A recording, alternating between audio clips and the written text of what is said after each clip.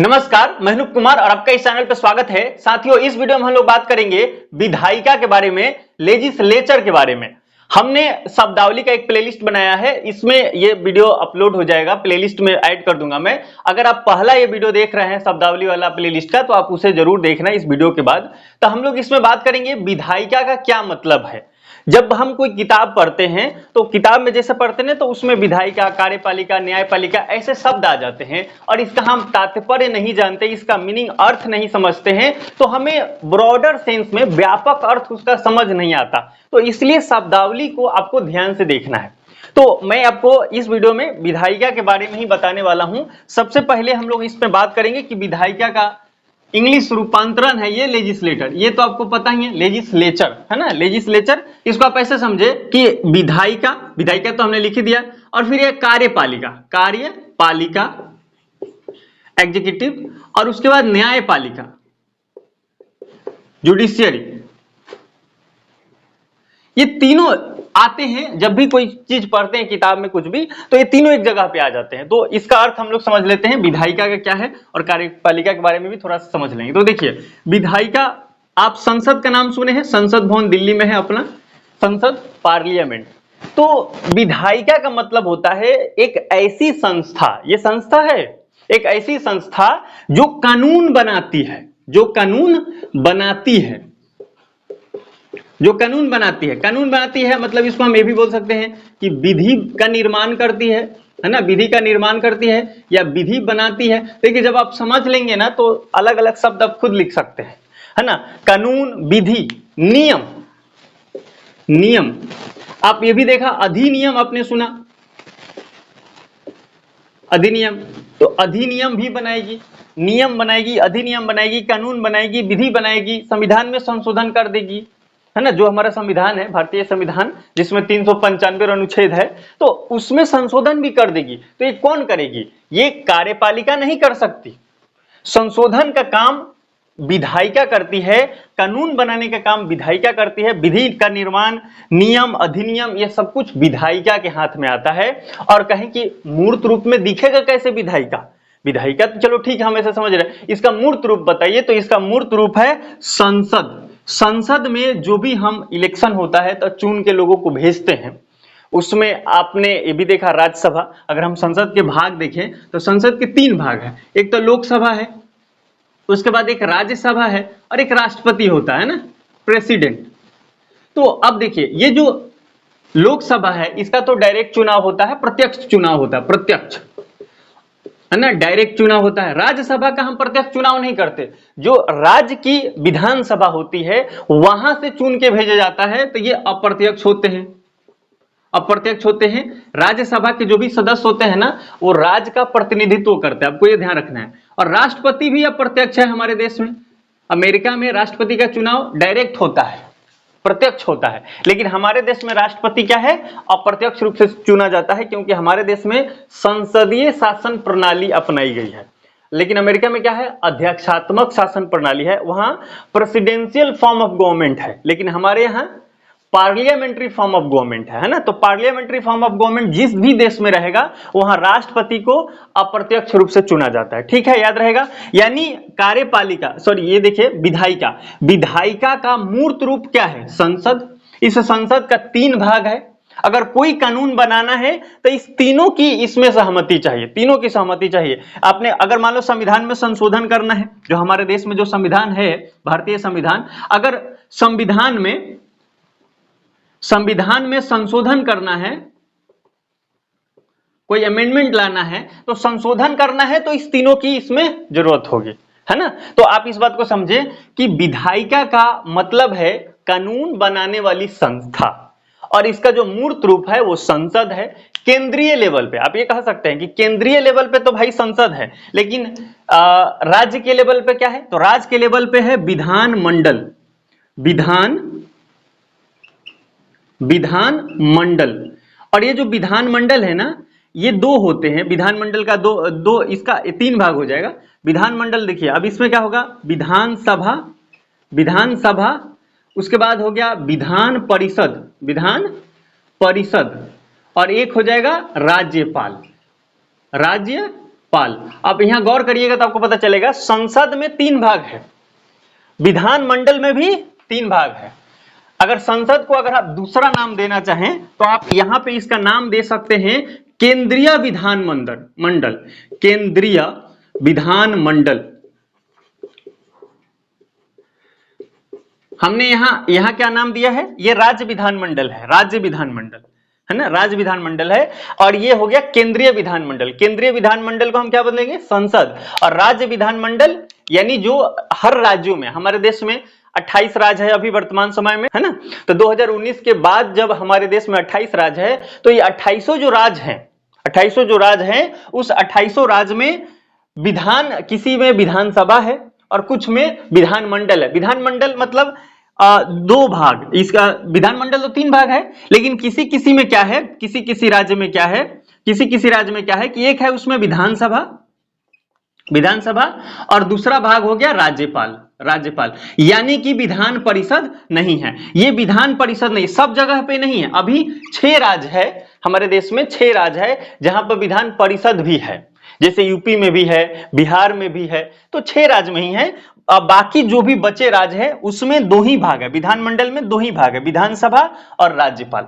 तो अगर कोई कानून बनाना है, राज्य में लागू करना है उसको, तो कौन बना देगा, विधानसभा में पेश होगा, फिर यहां से अगर पारित हो गया तो यहां पे राज्यपाल उसमें साइन कर देगा, नियम बन गया।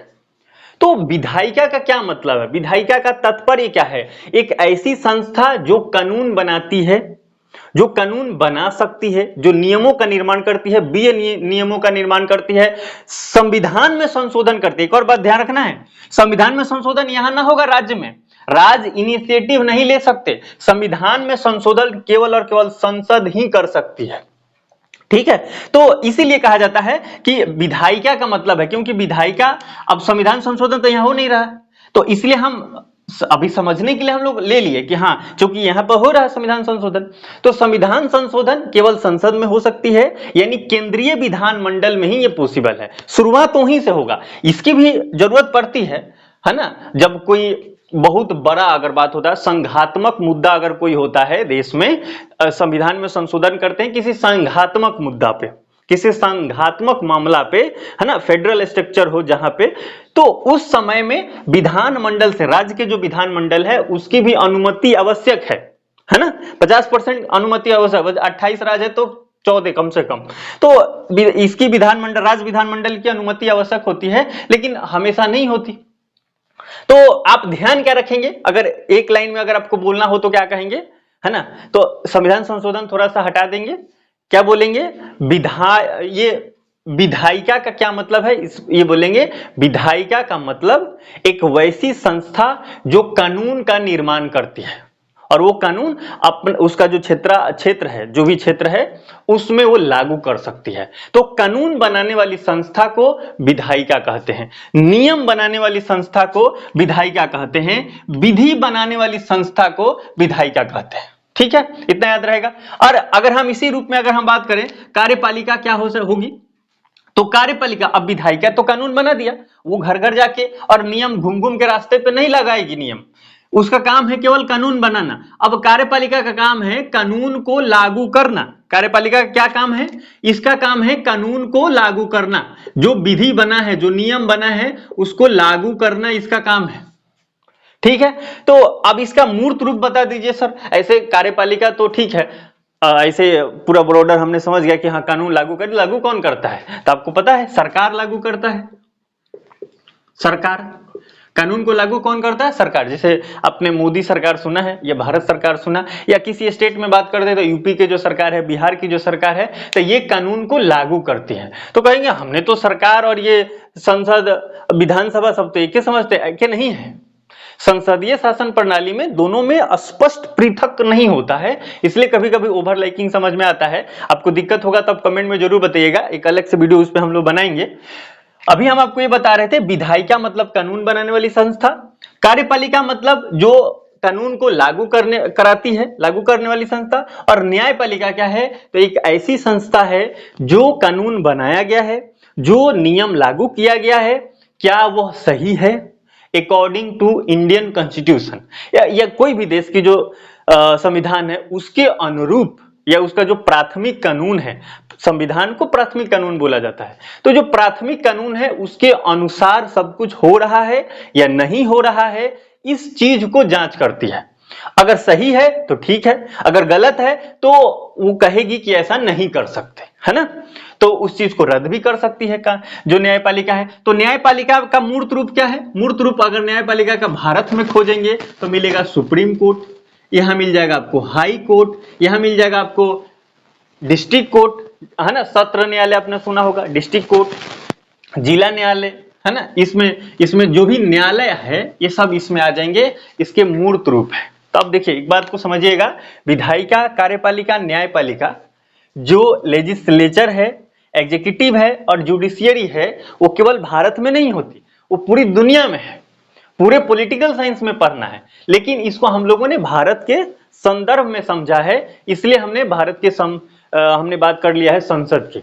लेकिन अब यही अमेरिका की बात होगी तो अमेरिका, अभी देखो हमारे यहाँ जो विधायिका का मूर्त रूप संसद है, पार्लियामेंट दिल्ली में है, अमेरिका में जो है उसको बोला जाता है कांग्रेस, है ना। हमारे यहाँ तो कांग्रेस पार्टी है, वहां की जो संसद भवन है, पार्लियामेंट है, उसको बोलते हैं कांग्रेस, है ना। तो वहां की अलग बात होगी, लेकिन कानून बनाने वाली संस्था तो होगी, तो वहां कानून बनाने वाली संस्था कौन है? कांग्रेस है। इंग्लैंड में कानून बनाने वाली संस्था कौन है? पार्लियामेंट है। भारत में कानून बनाने वाली संस्था कौन है? संसद है ना। तो कानून बनाने वाली जो भी संस्था है उसको हम बोल देंगे विधायिका। और उस कानून को लागू करने के लिए जो सरकार कदम उठाती है, या फिर आपने देखो अब सरकार है और सरकार के साथ में जो ब्यूरोक्रेसी है, नौकरशाही, ये सब आते हैं कार्यपालिका के ही भाग होते हैं। आईएएस अफसर आपने सुना, आईपीएस देखा, है ना, पुलिस उलिस देखा, ये सब कार्यपालिका के भाग है, ये इसका भाग है कार्यपालिका का। और ये विधायिका का भाग कौन है? विधायिका का आपको तो मैं बताया, इसका और मूर्त रूप में और आते हैं नीचे, आपने नाम सुना होगा एमपी, मेंबर ऑफ पार्लियामेंट, है ना। इसमें लोकसभा और राज्यसभा दोनों आ जाएंगे। और यहाँ विधान, राज्य के विधानमंडल में आइएगा तो क्या होता है? एमएलए, है ना, एमएलए, एमएलसीज नाम सुना, एमएलसीज, है ना। ये विधान परिषद के जो सदस्य होते हैं उसको एमएलसीज बोलते हैं, और विधानसभा के जो सदस्य उसको एमएलए बोलते हैं। Member of legislative assembly, member of legislative council, है ना, ये होते हैं। तो ये लोग क्या है? ये लोग क्या है बताइए? ये लोग क्या है? ये विधानमंडल यानी विधायिका के भाग है। एमपी, एमएलए, एमएलसी, ये सब विधायिका के भाग है। ठीक, अब हम बात करते हैं मूर्त रूप में। अगर कार्यपालिका में आएंगे तो कार्यपालिका में सरकार आ जाएंगी। सरकार के बाद में जो भी नौकरशाही होता है, आईएएस, आईपीएस, है ना, पुलिस वगैरह आपने सुना, तो ये सब के सब किसमें आते हैं? ये सब के सब आते हैं कार्यपालिका में। अब न्यायपालिका में आपने सुना जो जज होते हैं, जज, वो सब किसके हैं? न्यायपालिका के भाग है। मुझे उम्मीद है पूरा की बात आपको स्पष्ट रूप से समझ आ गई होगी। हमने तीनों समझ लिया, है ना, विधायिका, कार्यपालिका, न्यायपालिका। अगर आपको कोई भी शब्दावली में दिक्कत होगा तो कमेंट बता दीजिए कि सर इस शब्दावली का व्याख्या कर दीजिए, तो मैं वो कर दूंगा।